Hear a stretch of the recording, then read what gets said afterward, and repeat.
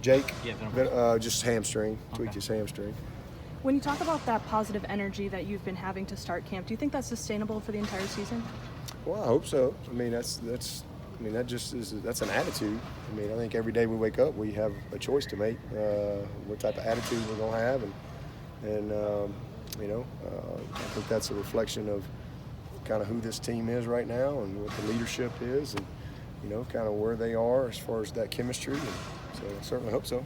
Coach, just with the secondary violations being announced last night, just how do you address that with your staff and just the players moving forward so you don't run into similar? Yeah, that's all old news. I mean, I know they have to do that stuff, I guess, once a year, but we deal with those things as they come. Some of them we don't ever even know.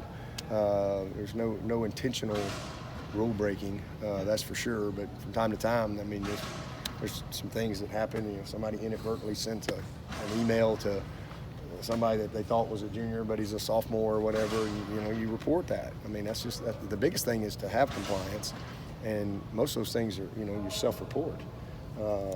If you do have something that you don't find out, we had a group show up here one day in our lobby. I think they came. I don't even know where they came from, to be honest with you. I never saw them. Well, we didn't know that they were on some 7-on-7 trip or something, passing through and stopped off at Clemson to say hey to Clemson, and well, that was a violation. And now they've changed that rule. Now you can do that. So, there's just things that pop up. And so I evaluate, and we spend a lot of time on compliance. I mean, that's a huge part of what we do in every area. But there's a lot of moving parts. And so, when you have an issue, you just address it and learn from it and move forward. Sunday is Fan Appreciation Day. You always seem to embrace that and get a chance to put the faces with the crowd that you see on Saturday. What does that day mean for you? Yeah, it's a big day. I know there's, we do 2.5 hours. I don't know how many schools do 2.5 hours of fan day, but I think it's just part of being Clemson and a part of who we are. And so it's always good. It's always, I'm sorry I can't meet everybody. I meet a lot of people and get a chance to say hello and sign an autograph or take a picture or whatever. But I enjoy it. And it's always this will be a fun one. I'm sure we'll have a great crowd. And Trevor's taking a lot of pressure off of me. I got a feeling Trevor is going to have a huge line. So I might have a little more chit chat time over in my line this year. Offensive linemen tend to be overlooked and underappreciated at times. Do you think this group of your offensive linemen you have this year kind of fits that mold too, or? Not within our walls. They're very appreciated. That's a myth here. I mean, we love those guys, and I think everybody in this team has a great appreciation for the job that they do. Just a great group of guys. Robbie's done an awesome job in really creating unity and just versatility. Those guys all push each other, but man, we've got some grown men in that offensive line that have played a lot of ball, a lot of big-time games that really understand, and the leadership of those guys is amazing. I mean, John Simpson and Pollard and Cervenka and Anthony, those 4 guys right there, awesome leaders, just great people. And they're just driven. And then you throw in, Jackson has just taken a whole nother step, and then the guys behind them, awesome leaders, awesome young guys that have really bought in. It's just becoming a really good group. So they're not underappreciated with us, that's for sure. And they're hugely integral to a team's ultimate success, right? Well, you can't. This game, I don't care how flashy we are and how cute we are getting off the bus. How fast we are. How good Trevor's hair looks that day. It don't matter. If you ain't got a good offensive line, you're in trouble. You are in trouble.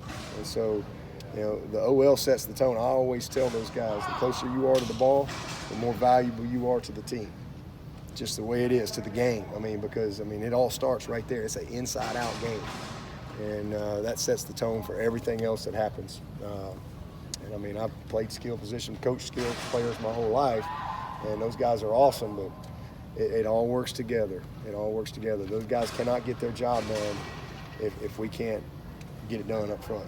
And vice versa. You have some great guys on the back end, but if the guys up front on that defensive side can't get it done, you're in trouble. I saw Niles was in the ring Yeah, he's all right. He's banged up a little. He's all right.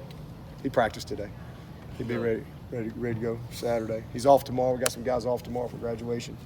Niles graduating in May, so he gets my gift to them is they get a day off. So he's off tomorrow. DeAndre Overton, Austin Spence are graduating tomorrow. So Austin is